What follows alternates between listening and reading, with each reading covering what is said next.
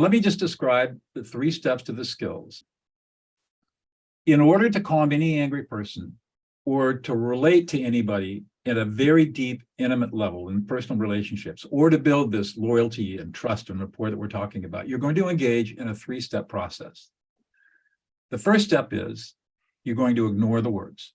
It doesn't matter what they're saying. You're just going to make those words white noise, especially if they're angry or upset, because if you make it white noise and just ignore what they're saying, you're going to free up bandwidth in your head to do the next 2 steps. And you're much, much less likely to get triggered yourself, because it's their words that are going to trigger you to become defensive or aggressive or to withdraw or to avoid or to counter-argue, all of which is non-productive. So number 1, ignore the words. Step number 2, you're going to read the emotional data fields. This is another huge insight that I've developed, and that is that emotions are data, just like numbers on a spreadsheet.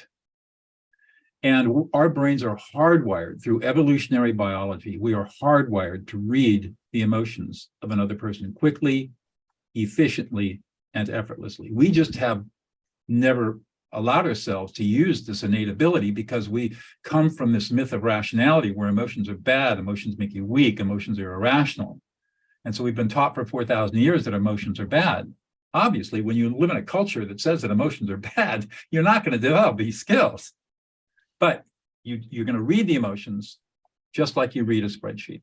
And all you do to do that is just empty your mind, be in silence, watch the other person, just be in total silence and non-reactive, and their emotional experience, your brain will process their emotional experiences, and then you'll start to understand what they're experiencing.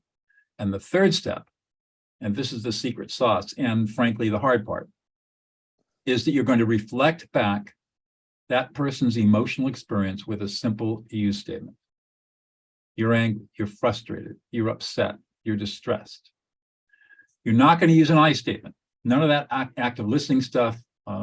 Active listening was a term coined by Thomas Gordon in 1956. He was a student of Carl Rogers, the great 20th century humanist psychologist. His work has been completely misunderstood and misinterpreted. He had it right, but the human potential movement started in the late 50s and 60s, completely misconstrued and misunderstood his work. So today we have this really weird active or passive aggressive, what I hear you saying is X, or G, what I think you're feeling is Y. Well, we all know that doesn't work. All it does is just piss people off. So don't use I statements. We're going to use you statements. And the second thing we don't do is we never ask questions. Oh, are you angry?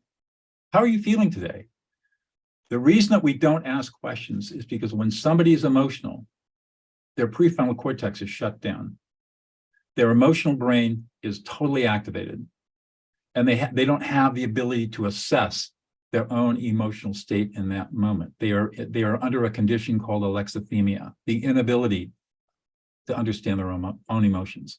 So what we are literally doing when we are affect labeling, ignoring the words, reading the emotions, and reflecting back the emotions with a use statement, is we're lending this person, our prefrontal cortex, for the 60 to 90 seconds it's going to take for them to reboot and get their executive function, their prefrontal cortex back online. And that's how it's done.